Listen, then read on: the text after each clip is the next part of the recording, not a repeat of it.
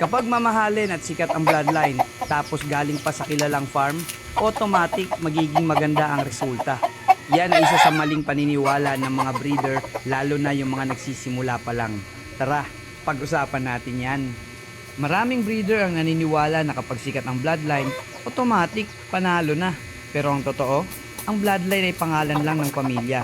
Ang mas mahalaga ay kung gaano kahusay ang selection ng breeder na pagkukuhanan, gaano ka-consistent ang naipoproduce, at kung bagay ba ang linyang yon sa sistema mo. Maaaring nagkakapare-pareho na ang mga bloodline name, pero magkaiba ang kalidad ng materyales. Kaya bago bumili, tignan muna ang mga naipoproduce, hindi lang ang pangalan. Dahil sa pagmamanok, hindi lang pangalan ng bloodline ang pinagbabasehan.